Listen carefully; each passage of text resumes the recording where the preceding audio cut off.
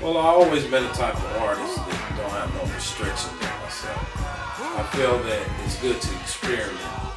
I've never been subject to just one style. And not only just fond of the part of the sound, but I also try to emulate Rick James, Curtis Mayfield, Roy Ayers, as well as George Clinton. So mixing up all those things is like a fresh pot of coffee. And I've been doing it so long, that it's been an acceptance that here's a person like Jerry Long, aka Kokane, who's with one of the biggest groups ever, rap groups ever, NWA. But something that's different from NWA and Above the Law is that Jerry Long can do so many things. He can rap, he can sing like Rick James, he can sing like George Clinton, and etc. So I think what made me different is that I was just open to music, no matter if it was jazz, no matter if it was funk, no matter if it was heavy metal, no matter if it was being a b-boy doing hip-hop. I didn't have no rules on myself. And I think that came through a bloodline that my father had set years ago.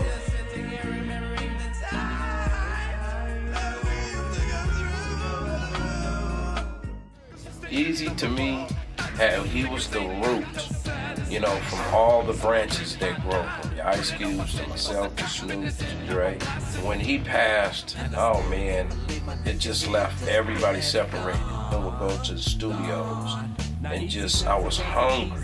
I would be singing a song, somebody like a Too Short, somebody with like E40 would say, man, I'm putting you on. And that kind of started a groove for me, my own niche to do hooks. Doing these hooks allowed me to have a safe haven for getting on a lot of records. Snoop sent a message to Half Dead. He said, start my new label called Doghouse. Me and Snoop decided to squash the funk because at one time it was Ruthless against Death Row. And we was friends before all that old political stuff happened.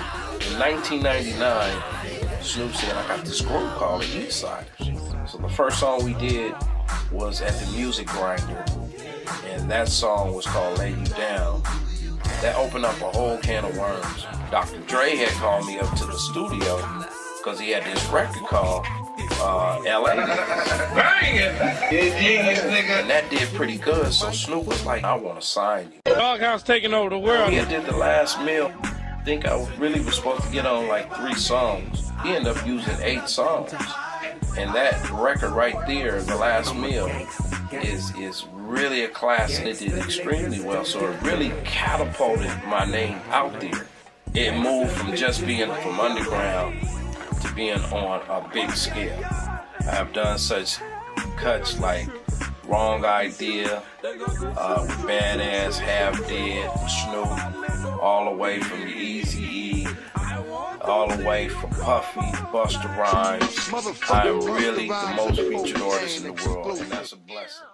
And like every week, I would get on a record.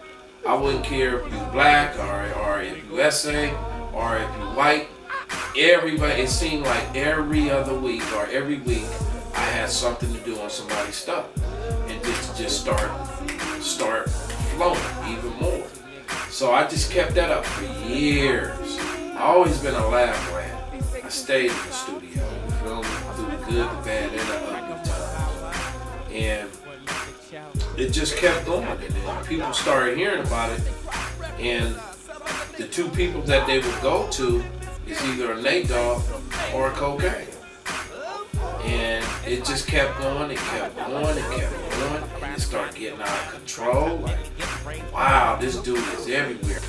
And it just started creating its own self. It started becoming a monster at what I do, as far as doing a bunch of collaboration and hooks.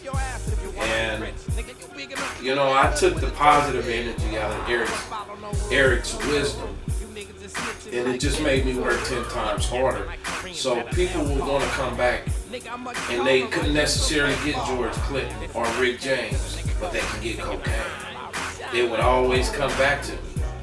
And that was a good thing for me because at the same time it helped put food on my table, helped feed, my family, and also it brought fun to the game and it spreaded me out there demographically.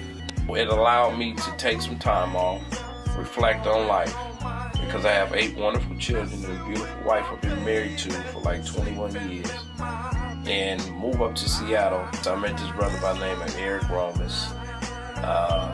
We wanted to put this situation together called Buddy Boy Entertainment. It was time for me to step out on an independent scene. The legend continues.